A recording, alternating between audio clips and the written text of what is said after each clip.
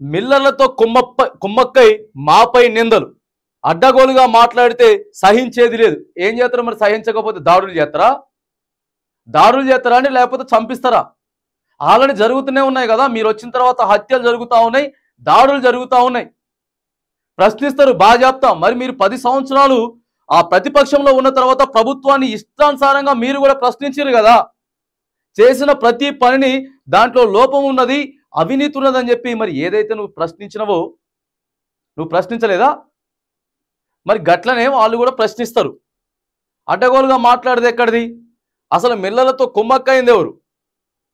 మీరు అధికారంలో ఉన్నారు. ఉత్తమ్ కుమార్ రెడ్డి గారు, మీకు అర్థమవుతుందా? అధికారంలో ఉంది మీరు, మిల్లర్లు మీ ధాన్యం మీరు తీసుకుంటారు. ఏ సంస్థలుగా బాధ్యత తప్ప చెప్పాలో మీ చేతుల పని. మళ్ళీ వాళ్ళు ఎట్లా కుమ్మక్క అవుతారు నాకు అర్థం కాదు. వాళ్ళు ఎట్లా కుమ్మక్క అవుతారండి? ఈయన చెప్పుడు మాత్రానికి ఇక భలే ఉంటుంది. కేటీఆర్ ఏలేటి మహేశ్వర్ రెడ్డికి మంత్రి ఉత్తమ్ హెచ్చరిక. డిఫాల్ట్ రైస్ మిల్లర్లు ఎవరి అనుచరులు అందరికీ తెలుసు.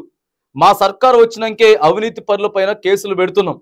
మేం సన్నబియ్యం కొనలేదు, అప్పుడే స్కామ్ జరిగిందా? మరి ఏం కొన్నారు? మరి సన్నబియ్యానికి 500 రూపాయలు బోనస్ ఇస్తామని ఎట్లా చెప్పిండ్రు? మరి కొనకముందే సన్నబియ్యానికి బోనస్ ఇస్తామని ఎట్లా చెప్తుర్రు? ఉత్తమ్ కుమార్ రెడ్డి గారు మొత్తం కూడా ఉల్టా ఫల్టాగే ఉంటాయి మాటలన్నీ. అందుకే మిమ్మల్ని తీన్మార్మలన తిట్టిండ్రు. ఎవరి సైన వాళ్ళని మిమ్మల్ని తీన్మార్మలన తిట్టింది. అందుకే ఆయన ఉత్తగేం తిట్టలే మిమ్మల్ని. అయినా కూడా మీ దరిద్రం, మీ దురదృష్టం ఏంటంటే తీన్మార్మలనికే మళ్ళీ ఓటేయమని చెప్పేదాకా తీసుకొచ్చిండు. చూసినావా? అది ఆయన తెలివితనం, మీ చేతగంతనం అది. మరి సన్నబియ్యం కొన్నప్పుడు ఎందుకు 500 రూపాయలు ఇస్తామని చెప్తిరి?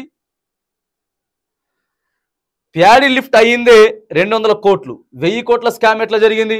మరి చాలా కొనేసినాం, ఇప్పటివరకు మొత్తం 99% మొత్తం కొనేసినాం అని చెప్పినప్పుడు 200 కోట్లు ఎట్లయితుందండి? మొత్తం కొనేసినాం అని చెప్తున్నారు కదా, 200 కోట్లు ఎట్లయితుంది? ఉత్తమ్ కుమార్ రెడ్డి గారు వడ్ల ఓపెన్ వేలంతో 1100 కోట్లు అదనపు ఆదాయం తెచ్చినాం. ఈ 1100 కోట్లు ఆదాయం తెచ్చిరట. 200 కోట్లు మాత్రానికి ప్యాడీ లిఫ్ట్ అయిందట. కేంద్రీయ బండారు సంస్థను బ్లాక్ లిస్ట్ నుంచి తొలగించింది గత సర్కారు కదా. 42 రూపాయలకు కిలో సన్నబియ్యం ఎక్కడ దొరుకుతున్నాయి? కేటీఆర్ మహేశ్వర్ రెడ్డి ఇస్తే కొనేందుకు తాము రెడీ అని సవాల్. కంపెనీలపై దుష్ప్రచారం చేస్తే ఊరుకోబోం మంత్రి శ్రీధర్ బాబు. ఇక కేటీఆర్ మాట్లాడినటువంటి మాటలపై ఇవన్నీ ఏం చేయాలంటే ఆధారాలతో సహా చూపించండి. ఆధారాలతో సహా చూపిస్తే కానీ ఇక అప్పుడు నువ్వు చెప్పేది నిజమా లేకపోతే ఆయన కేటీఆర్ చెప్పేది నిజమా అనేది ఒకటి బయటపడుతుంది. ఇక అంతేగాని అడ్డగోలుగా మాట్లాడితే సహించేది లేదని చెప్పి మీరంటారు, అడ్డగోలుగా మాట్లాడితే సహించలేదని చెప్పి ఆయన చెప్తాడు. మరి ఏడ జరుగుతున్నది ఈ రాజకీయం అంతా? ఈ ఫ్రాడింగ్, ఈ అవినీతి, వీళ్ళు మాట్లాడుకునేదంతా కూడా తిండి తినే బియ్యం మీద, రైతన్న బంటించినటువంటి వడ్ల మీద. ఇగో ఈ పంచాయతీ. వీడు 1000 కోట్లు తిన్నాడు అంటాడు, ఆయనేమో ఇక మేమేం తినలేదని చెప్పి ఆయన చెప్తాడు. ఇక వడ్ల గురించి వెళ్ళి పంచాయతీ.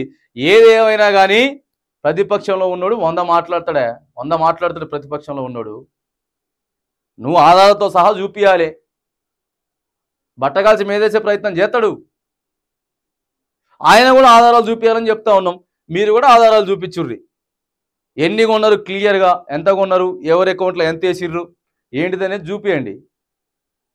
చూపించే ప్రయత్నం చేస్తే ఏముండదు, ఇక ముచ్చట అయిపోద్ది. అక్కడికి వెళ్ళి ఇగో పట్టుకొచ్చిండు కదా, ఇదేంది కనపడుతూనే ఉంది, పక్కనే కనపడుతున్నది. సన్నబియ్యం కొనుగోళ్లు, వడ్ల అమ్మకాల్లో 1000 కోట్ల అవినీతి. కాంగ్రెస్ అంటేనే స్కాములు. మార్కెట్లో సన్నబియ్యం కిలో 42కే దొరుకుతున్నాయి. కిలోకు 57 చెల్లించి ఎందుకు కొంటున్నారు?